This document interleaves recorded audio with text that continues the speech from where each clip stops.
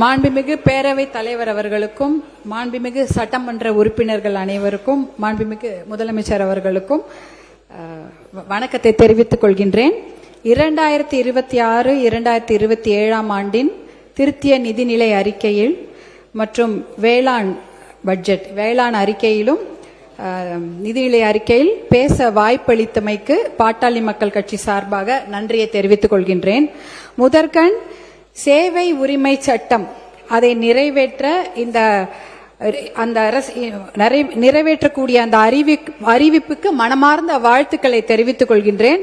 இந்த கோரிக்கையை தான் பாட்டாளி மக்கள் கட்சி 13 வருடங்களாக தொடர்ந்து குரல் கொடுத்து கொண்டிருக்கிறது. 21 மாநிலங்களில் இந்த சேவை உரிமை சட்டம் அமலில் இருக்கிறது.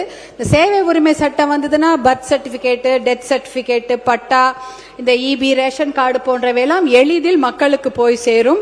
அதற்கு மனமார்ந்த வாழ்த்துக்களை தெரிவித்துக் கொள்கின்றோம்.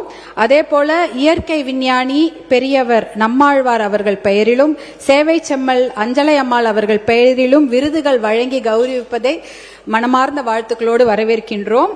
இயற்கை விஞ்ஞானி நம்மாழ்வார் பெயரில் இயற்கை வேளாண் பட்டய படிப்பு டிப்ளமா படிப்பு சொல்லிக் கொடுக்கும் பல்கலைக்கழகத்திற்கு அவர் பெயர் அமைக்கப்படுவதாக அறிவித்திருப்பது மிகுந்த மகிழ்ச்சியை தருகிறது.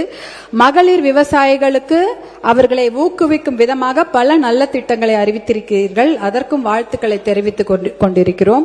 இருந்தாலும் இந்த நிதிநிலை அறிக்கையில் நாங்கள் தமிழகமே எதிர்பார்த்த அந்த தமிழக விவசாயிகளின் கூட்டுறவு கடன் மொத்தமாக தள்ளுபடி செய்யப்படும் என்ற அந்த அறிவிப்பு வராமல் இருந்தது மிகப்பெரிய ஏமாற்றத்தை கொடுக்கிறது. எங்களுக்கு அது ரொம்ப வருத்தம் அளிக்கக்கூடிய விஷயம். தமிழ்நாட்டுடைய மக்கள் தொகை பார்த்தீங்கன்னா ஒரு 8 கோடி பேர் இருக்கும். அதுல தமிழ்நாட்டில் விவசாயம் செய்யக்கூடியவர்கள் ஒரு 5 கோடி பேராவது இருப்பாங்க. அப்ப நிதிநிலை அறிக்கையில 4,72,580 கோடியை நிதிநிலை அறிக்கையில மாண்புமிகு நிதி அமைச்சர் அவர்கள் தாக்கல் செய்தார். ஆனா வேளாண் நிதிநிலை அறிக்கையில வேளாண் அக்ரிகல்ச்சருக்கு மட்டும் 14,000 கோடி தானா? 5 கோடி பேருக்கு வெறும் 14,000 கோடி தான் நீங்கள் தாக்கல் செய்திருக்கிறீர்களா?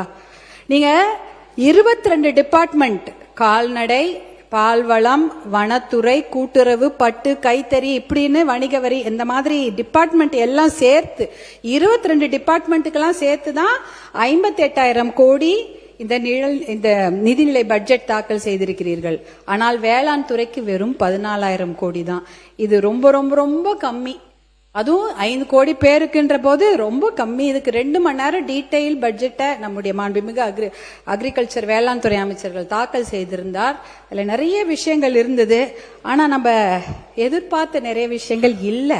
அதை தான் நம்ம சொல்லணும். இப்போ பாத்தீங்கன்னா நாங்கெல்லாம் ஒரு குடும்ப தலைவியாக இருக்கிறோம்னா நாங்க கூட தான் பட்ஜெட் போடுவோம். கஷ்டம்தான். வெறும் கையில முழம் போடுறது என்பது ரொம்ப ரொம்ப சிரமம் தான். வீட்டு வாடகையா, இபியா, ஹாஸ்பிட்டல் பில்லா, ஸ்கூல் ஃபீஸா, இல்ல இஎம்ஐ கட்டணுமா, ப்ரொவிஷன் வாங்கணுமா, தாய்மாமன் சீரை முதலமைச்சர் கொடுத்துருவாரு, அத்தை சீரு பாட்டி சீரு நம்ம தானே கொடுக்கணும். அப்பெல்லாம் என்ன பண்ணுவீங்க? எவ்வளவு வேலை இருக்கிறது. இதையெல்லாம் மனதில் வைத்துக்கொண்டு தான் ஒரு பட்ஜெட் ஒரு குடும்ப தலைவி போடுவாங்க. நீங்களும் அதை மாதிரிதான் மனசுல வைத்துக்கொண்டு இஎம்ஐக்கு 78,680 கோடி போட்டிருக்கிறீங்க. அரசு இயந்திரம், அதாவது ஒரு கவர்மெண்ட் மிஷினரி நல்லா நடக்கணும்னா 91,032 crores. அதே போல பென்ஷனுக்கு 41,846 கோடி. டோட்டலா பாத்தீங்கன்னா 1,32,878 கோடி ரூபாய்கள் நம்ம கவர்மெண்ட் மிஷினரி அரசு இயந்திரம் நல்லா நடக்கணும், மக்களுக்கு சேவை செய்யணுன்றதுக்காக கொடுத்திருக்கிறீங்க. மானியம் பாத்தீங்கன்னா 1,74,494 கோடி. இது என்ன பாத்தீங்கன்னா விவசாயத்துக்கு மட்டும் இலவச கரண்ட்ல, எல்லாத்துக்குமே வீடுகளுக்கு கூட ஒரு சில யூனிட் வந்து அது கொஞ்சம் மானிய விலையில தான் கொடுப்போம். சத்துணவு, அப்புறம் இந்த கேஸ் சிலிண்டர், வீடு, எல்லாத்துக்குமே மானியம் இருக்கிறது. விவசாயத்துக்கு மட்டும் இல்ல, மொத்தமாகவே மானியத்துக்கு 1,74,000 கோடி, 74,494 கோடி வழங்கி இருக்கிறீர்கள். இவ்வளவையும் வழங்கிட்டு விவசாயத்துக்கு 14,000 கோடி தான் கொடுத்திருக்கிறீங்க. அப்ப பெண்கள் பட்ஜெட் போடும்போது குழந்தைங்களுக்கு சாப்பாடு போடாம இருந்துருவாங்களா? சாப்பாடு போட்டு தான் ஆகணும். அப்ப அந்த சாப்பாடு போடுற அந்த விவசாயிக்கு பட்ஜெட் ஏன் இவ்வளவு கம்மியா போட்டீங்க? அதுதான் எங்களுடைய கேள்வி, வேற எதுவும் இல்ல. இந்த பட்ஜெட்ல மூலதன செலவுகளுக்கு 56,985 கோடி ஒதுக்கி இருக்கிறீர்கள். அது பாத்தீங்கன்னா இன்ஃப்ராஸ்ட்ரக்சர் டெவலப்மெண்ட், ரோடு, அப்புறம் ஹாஸ்பிட்டல், பிரிட்ஜ், ஸ்கூலு, இதுக்கெல்லாம் நீங்க ஒதுக்கி இருக்கிறீங்க. ஆனா இதுல முக்கியமாக ஒதுக்க வேண்டியது என்னன்னு பாத்தீங்கன்னா, கிட்டத்தட்ட நீர்ப்பாசன திட்டங்களுக்கு நிதியை அதிகமாக ஒதுக்கி இருக்க வேண்டும். இந்த நீர்ப்பாசன திட்டங்கள் பேரை மட்டும் படிச்சிடுறேன். காவிரி குண்டாறு இணைப்பு திட்டம், தர்மபுரி காவிரி உபர்நீர் திட்டம், அரியலூர் சோழர் பாசன திட்டம், காவிரி சரபங்கா திருமணி முத்தாறு கால்வாய் இணைப்பு திட்டம், நந்தன் கால்வாய் திட்டம் மற்றும் தென்பெண்ணை துறிஞ்சலாறு இணைப்பு திட்டம், பாலாற்றில் தடுப்பணைகள் பாசன திட்டம், பாண்டியாறு புன்னம்புழா திட்டம், அத்திக்கடவு அவிநாசி திட்டம் 2.0, மேட்டூர் அணை வலதுகரை கால்வாய் நீட்டிப்பு திட்டம், தோணிமடுவு பாசன திட்டம், படேத்தலாவ் ஏரி கால்வாய் திட்டம், பாலேகுழி ஏரி கால்வாய் திட்டம், இத்தனை திட்டங்கள் இருக்கிறது. இந்த திட்டங்களுக்கு, நீர்ப்பாசன திட்டங்களுக்கு அதிகப்படியான நிதியை மூலதன செலவுகளில் ஒதுக்கி இருக்க வேண்டும். அதாவது பாத்தீங்கன்னா தமிழ்நாட்டில் 950 மில்லிமீட்டர் மழை வருஷத்துக்கு பெய்யுது. இது போதுமான மழை தான். நம்மளுடைய south west monsoon, north east monsoon, தென்கிழக்கு வடமேற்கு அந்த மான்சூன்ல நமக்கு நல்ல மழை பெய்யுது. ஆனா அந்த மழை தண்ணி எல்லாம் கடல்ல வீணா கலந்துடுது. எப்படி பாத்தீங்கன்னா முன்னாடிலாம் தமிழ்நாட்டில் மழை ஒரு 50 நாட்களாவது பெய்யும். அப்ப நிலத்தடி நீர் வளம் பெறும், மீதியெல்லாம் கடலுக்கு போயிடும். ஆனா இப்ப 30 நாள்ல இந்த 2 மான்சூன்லயும் மழை பெஞ்சு மொத்தமா தண்ணிலாம் வேக வேகமா கடல்ல போயிடுது. அதனால இந்த இரிகேஷன் ஸ்கீம்ஸ்னா 2 விதமா இந்த தண்ணீரை நாம் சேமிக்க முடியும். இந்த மழை தண்ணியை 2 விதமா சேமிக்கலாம். ஒன்னு பாத்தீங்கன்னா இந்த தடுப்பணைகள் கட்டலாம். பாலாறுல தடுப்பணைகள் கட்டலாம், காவிரி ஆறுல தடுப்பணைகள் கட்டலாம். அந்த காவிரிக்கு நான் சொன்னேன் 420 கிலோமீட்டர் ஓடுதுன்னு. 10 கிலோமீட்டருக்கு ஒரு தடுப்பணைகள் கட்டினால் கண்டிப்பாக இந்த தண்ணீரை கடல்ல போகாம நம்மளால சேமிக்க முடியும். நீங்க 420 கிலோமீட்டர்ல 10னா 42 தடுப்பணைகள் கட்டணும்னு கூட அவசியம் இல்லை. ஒரு 25-30 தடுப்பணைகள் கட்டினா கூட 20 டிஎம்சி தண்ணீரை நம்ம கடல்ல போகாம நம்மளே சேர்த்து வச்சிடலாம். அந்த 20 டிஎம்சி தண்ணீர் இருந்தா பாசன திட்டத்துக்கு உபயோகமாயிடும். தர்மபுரிக்கு 2 டிஎம்சி தண்ணி தான் தேவைப்படும், சேலத்துக்கு 5 டிஎம்சி தண்ணி. இப்படி இருந்தாலே இந்த மாவட்டங்கள் விவசாயம் செய்வதற்கு ஏதுவாக இருக்கும். அதாவது காவிரி ஆறு, பாலாறு, எல்லா ஆறுகள், கிட்டத்தட்ட நம்ம ஊர்ல 35 பெரிய ஆறுகள் இருக்கு. அதுல 10 கிலோமீட்டருக்கு ஒரு தடுப்பணை கட்டினால் கடலில் கலக்கும் நீரை நம்ம வேஸ்ட் பண்ணாம அதை நம்ம சேமித்தாலே நம்ம 100 டிஎம்சி தண்ணீர் வரைக்கும் நம்ம தமிழ்நாட்டிலே சேமித்து கொள்ளலாம். இதுக்கு அப்புறம் யாரையும் கேட்க தேவையில்லை. காவிரி யாருக்கா கர்நாடகா கிட்ட கையேந்த வேண்டியதில்லை, கேரளா கிட்ட இந்த புன்னம்புழா இந்த திட்டத்துங்களுக்காகவும் முல்லை பெரியாருக்கும் கையேந்த வேண்டியது கிடையாது. கிருஷ்ணா கோதாவரிக்காக நம்ம ஆந்திரா கிட்ட கையேந்த வேண்டியது கிடையாது. எல்லாமே நம்ம கிட்ட பெய்கிற மழையை நம்ம தடுப்பணைகள் மூலம் சேமித்துக் கொள்ளலாம். இரண்டாவது வழியில் இதே தண்ணீரை சேமிக்க முடியும். அது ஏரி குளங்களை தூர்வாருகின்ற திட்டம். 42,000 ஏரி இருந்தது, இன்னைக்கு 27,000 ஏரி தான் இருக்கிறது. அந்த 27,000 ஏரிகளை தூர்வாரினாலே இதுலயும் கிட்டத்தட்ட 100-150 டிஎம்சி தண்ணீரை தேக்கி வைக்க முடியும். இதுல அது கூட 10 அடி 20 அடி ஆழெல்லாம் தூர் வர தேவையில்லை. ஒரு மீட்டர், அதாவது இவ்வளவுதான் இருக்கும் 1 மீட்டர்னா, இந்த 1 மீட்டருக்கு நீங்க தூர் வாரினாலே, ஏரி குளங்களை தூர் வாரினாலே அந்த தண்ணீரை இதை சேர்த்து வைத்து ஏரியில தண்ணி இருந்ததுன்னா அவங்க கிணத்துல ஆட்டோமேட்டிக்கா தண்ணி வந்துடும். விவசாயியோட கிணத்துல அந்த ஆட்டோமேட்டிக்கா தண்ணி வந்ததுன்னா விவசாயம் நல்லபடியா பண்ணுவாங்க. இந்த திட்டத்தின் மூலம் பாத்தீங்கன்னா 100 டிஎம்சி காவேரியில, பாலாறுல 15-20 டிஎம்சி, தென்பெண்ணை ஆறுல ஒரு 30 டிஎம்சி, தாமிரபரணியில 15 டிஎம்சி தண்ணீர், இப்படின்னு ஒரு 150 டிஎம்சி தண்ணீரை நம் தமிழ்நாட்டில் நாமே தேக்கி வைத்துக் கொள்ளலாம். இதுக்கப்புறம் யார்கிட்டையும் தண்ணிக்காக கேட்க வேண்டியதே இல்லை. கிரவுண்ட் ரீசார்ஜ் ஆயிடும், ஏரி குளங்கள்ல தண்ணி இருக்கும். ஆனால் இந்த திட்டங்கள் அந்த வேளாண் பட்ஜெட்ல இருக்கும் என்று நான் எதிர்பார்த்தேன். அந்த திட்டங்களுக்கான நிதி ஒதுக்கீடு ரொம்ப ரொம்ப கம்மியா இருந்தது. 1% தான் செய்ய முடியும். இந்த திட்டங்கள்ல நிதி ஒதுக்கீடு பண்ணிதான் 1% தான் அந்த நிதி ஒதுக்கீடுக்கு அந்த வேலைகளை செய்ய முடியும். அதே சமயம் இந்த சமயம் பாத்தீங்கன்னா கிரவுண்ட் ரீசார்ஜும் ஆகாது. ஏரி பாசனம் இல்ல, ஆற்று பாசனம் இல்ல, மழை தண்ணியும் வேகமா கடல்ல போயிடுது. எதை வச்சு விவசாயிகள் விவசாயம் செய்வாங்க? அவங்க நிலத்தடி நீரை நம்பித்தான் இருக்கிறார்கள். நிலத்தடி நீர் இப்ப எங்க போயிடுச்சு? கிட்டத்தட்ட 100 அடி 200 அடி 800 அடிலாம் சில ஊர்ல நிலத்தடி நீர் கீழே போயிடுச்சு. அவ்வளவு பெரிய பைப்பு போட்டாதான் நிலத்தடி நீரை உறிஞ்சி எடுத்து அவங்க பாசனம் செய்ய முடியும். அதற்காக தான் விவசாயிகள் இலவச மின்சார திட்டத்துக்கு பதிவு பண்ணிருக்கிறாங்க. கிட்டத்தட்ட 2 லட்சம் பேர் இலவச மின்சார திட்டத்துக்கு பதிவு பண்ணிருக்கிறாங்க. அதே சமயம் தட்கல் முறையில கிட்டத்தட்ட 65,000 பேர் பதிவு பண்ணிருக்கிறாங்க. பாத்தீங்கன்னா 5 ஹார்ஸ் பவர்ல இருந்து 15 ஹார்ஸ் பவருக்கு 2 லட்சத்திலிருந்து 4 லட்சம் ரூபாய் வரைக்கும் அவங்க முன்பணமா எலக்ட்ரிசிட்டி போர்டுக்கு செலுத்தி இருக்கிறாங்க. மின்சார வாரியத்துக்கு ஒரு 1,500 கோடி ரூபாயை கடன் வாங்கி காலில் இருக்க கொலுசெல்லாம் வித்து, காதில் இருக்கிற கம்மலெல்லாம் வித்து 2 லட்சம் 4 லட்சம் கட்டி இருக்கிறாங்க. இன்னும் அந்த இலவச மின்சார திட்டம் அவர்களுக்கு வழங்கப்படவில்லை. தேர்தல் வந்துருச்சு, அதனால வழங்கவில்லைன்னு சொன்னாங்க. தேர்தல் முடிஞ்சு 2 மாசம் ஆயிடுச்சு. கண்டிப்பாக அந்த இலவச மின்சார திட்டத்தை பதிவு செய்த அந்த விவசாயிகளுக்கு வழங்குமாறு உங்களை அன்போடு கேட்டுக்கொள்கின்றேன். அதே சமயம் பாத்தீங்கன்னா நிறைய மானியங்களை அறிவித்திருக்கிறீர்கள், நான் பார்த்தேன். ஆனா இந்த மானியங்கள்லாம் பாத்தீங்கன்னா 1 ஏக்கர் 2 ஏக்கர் விவசாயிகளுக்கு தெரியவே தெரியாது. ஒரு 20-30 ஏக்கர் வைத்திருக்கிற விவசாயிகளுக்கு தான் அந்த மானியத்தை பற்றி நன்றாக தெரியும். அவங்க தான் ஒரு 2 வீலர் எடுத்துக்கிட்டு பைக் எடுத்துக்கிட்டு அவங்க நகர்ப்புறத்துக்கு போயிட்டு விஏஓ பிடிஓ எல்லாரையும் போய் பார்த்து அந்த மானியத்தெல்லாம் வாங்கிட்டு வருவாங்க. ஆனா இந்த 1 ஏக்கர் 2 ஏக்கர் எங்கேயோ குக்கிராமத்திலே மலைப்பகுதியில் உட்கார்ந்துருப்பாங்க. அவங்களுக்கு இந்த மானியத்தை பத்தி தெரிய வாய்ப்பே இல்லை. யாரும் போய் அவங்களுக்கு எடுத்து சொல்லவும் மாட்டாங்க. அவங்க ஒரு பஸ் எடுத்துட்டு போயிட்டு அதை பத்தி தெரிஞ்சுக்கவும் மாட்டாங்க. ஏன்னா அந்த ஊருக்குலாம் ஒரு பஸ் தான் வரும் காலையில. அவன் ஒரு வாட்டி அந்த விவசாயி அந்த பஸ் ஏறி போயிட்டு திருப்பி அவங்க 2 நாள் உழைப்பு வீணாயிடும். அந்த ஊருக்கெல்லாம் எனக்கு தெரிஞ்சு 108 ஆம்புலன்ஸா எப்ப கூப்பிட்டாலும் வரும். அதுவும் மருத்துவர் அன்புமணி அவர்கள் கொண்டு வந்த திட்டம் தான். இல்லனா பஸ்ஸே கிடையாது, பாதி ஊருக்கு பஸ் வர்றது கிடையாது. நாங்க இந்த அக்ரிகல்ச்சர் பட்ஜெட் போடும்பொழுது ஒரு கூட்டத்தை நம்முடைய அரசாங்கம் கூட்டி இருந்தார்கள். 3 மாண்புமிகு அமைச்சர்கள் அங்க உட்கார்ந்து இருந்தாங்க. எங்களை போன்ற சட்டமன்ற உறுப்பினர்களும் பாராளுமன்ற உறுப்பினர்களும் அங்க உட்கார்ந்து சேலத்துல ஒரு கூட்டம் போட்டாங்க. அக்ரிகல்ச்சர் பட்ஜெட் போடுவதற்கு முன்னாடி ஒரு கலந்தாய்வு கூட்டம். எத்தனையோ விவசாயிகள் கலந்து கொண்டார்கள். அங்க விவசாயிகள் நிறைய குறைகளை சொன்னாங்க. அவங்க யாருமே அரசியல்வாதிகளாக எங்களை பற்றி எந்த குறையுமே சொல்லல. அரசு அதிகாரிகளே தான் அவர்கள் குறை சொன்னார்கள். ஏன்னா அந்த மானியம் உங்களுக்கு ஒழுங்கா போய் சேரதே இல்லை என்ற குறையை அவங்க அரசு அதிகாரிகள் பேர் தான் அவங்க சொல்லிட்டு இருந்தாங்க. அதெல்லாம் நாம் களைய வேண்டும். ஏன்னா அந்த மானியங்கள் இருக்கக்கூடிய அந்த பணம் அவர்களுக்கு நல்லபடியாக போய் ரீச் ஆகுதா சேருதா என்பதை நாம கண்டிப்பாக அதை நம்ம பார்க்க வேண்டும். பேரவைத் தலைவர் அவர்களே, என்ன பேரவைத் தலைவர்களே, எனக்கு கொஞ்சம் 12 நிமிஷம் கொடுத்துருங்க. இல்ல நீங்க சொல்ல கருத்துக்கள் எல்லாம் கவனத்தில் கொள்ள வேண்டிய கருத்துக்கள் சுருக்கமா முடிக்கிறீங்க. அப்போ இப்ப இதுதான் விவசாயத்துக்கு நாம் கொடுக்க வேண்டிய முக்கியத்துவம். அதற்கு ஒரு முதல் மரியாதை கொடுத்து பட்ஜெட் போட வேண்டும் என்று அன்போடு கேட்டுக்கொள்கின்றேன்.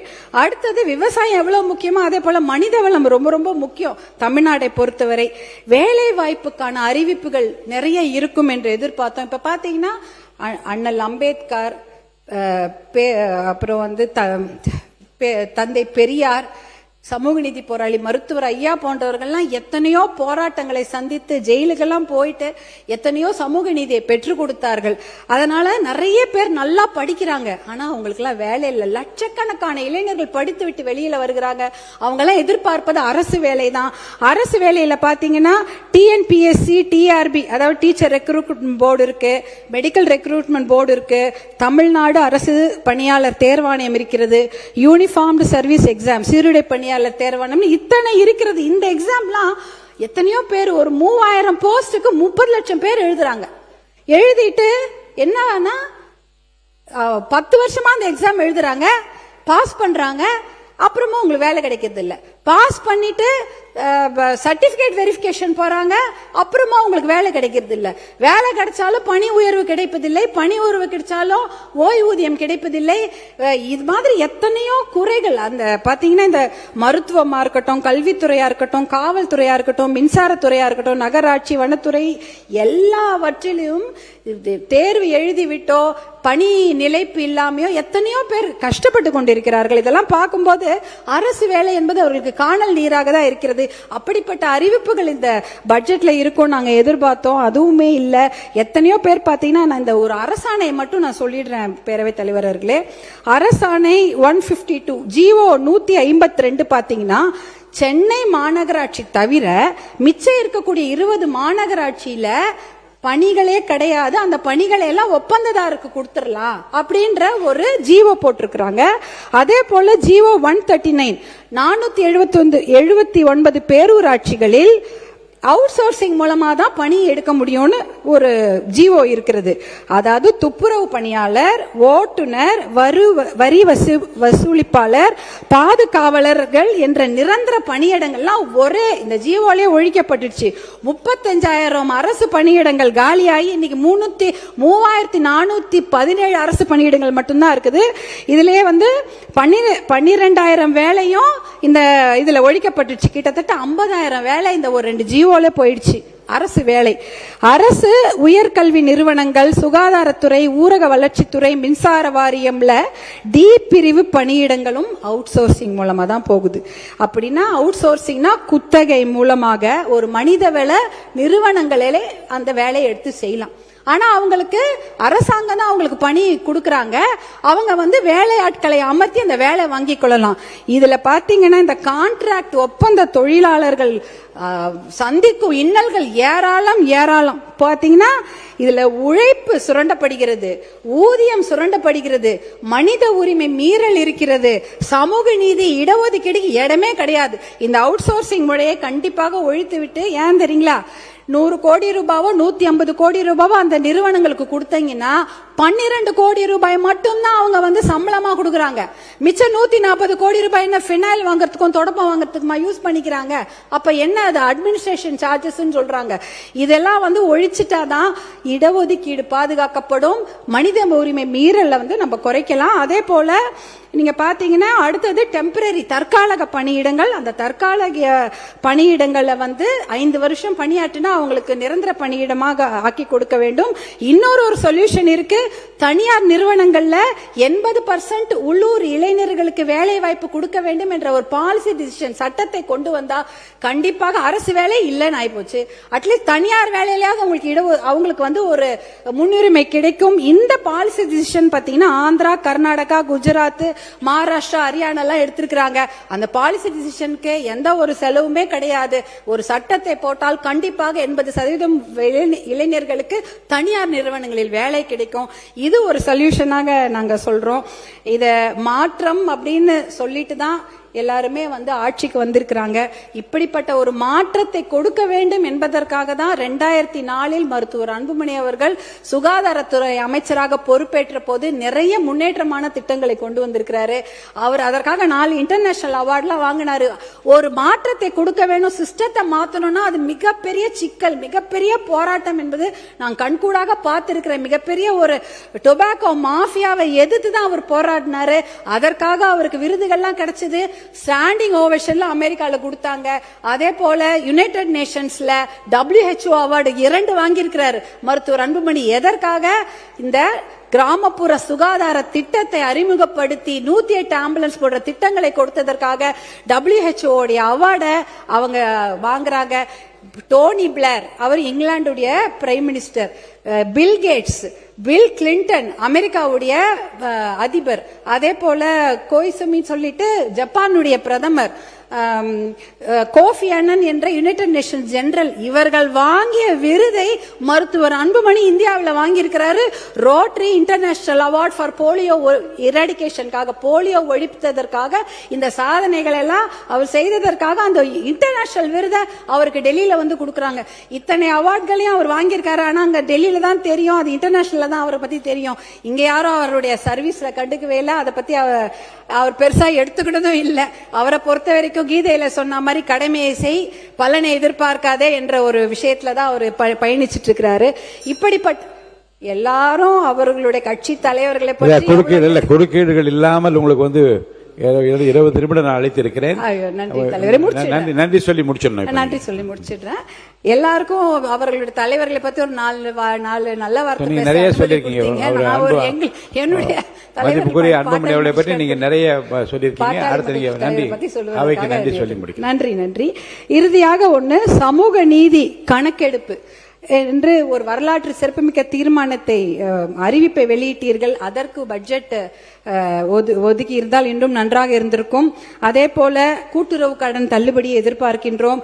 இலவச மின்சாரத்திற்கு உடனடியாக எதிர்பார்த்திருக்கின்றோம். டாஸ்மாக் மதுக்கடைகளை படிப்படியாக மூடி பெண்களுடைய மகிழ்ச்சிக்கும் பாதுகாப்பையும் உறுதி செய்ய வேண்டும்.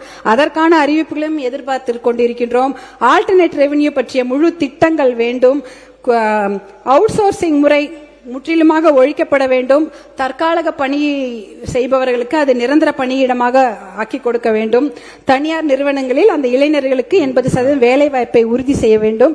இதெல்லாம் தான் என்னுடைய கோரிக்கை. முக்கியமான கோரிக்கை காவிரி தர்மபுரி உபர்நீர் திட்டத்தை தயவு செய்து மறந்து விடாதீர்கள். அது என்னுடைய முக்கியமான கோரிக்கை. நான் வேற எதுவுமே கேட்கல. தர்மபுரி மாவட்டத்திற்கு காவிரி உபர்நீர் திட்டத்தை கொண்டு வாங்க.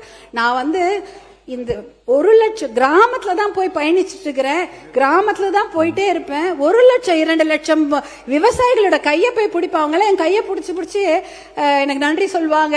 ஏதாவது ஆசையா கையை பிடிப்பாங்க. அந்த கை எப்படி இருக்குமா தெரியுமா இருக்கும் தலைவர்கள் அப்படி கரடு முரடா ரஃபா கரம்பு காய்ச்சி போய் காயம் போயிருக்கும் அந்த கை. ஏன்னா அவங்க சேர் சகதியில மட்டும் இல்ல, பாறையில வேலை செய்யறாங்க. மண்ணிலையும் கடப்பாறையிலையும் மண்வெட்டிலையும் வேலை செஞ்சு கையெல்லாம் அவ்வளோ கரம்பா இருக்கும்.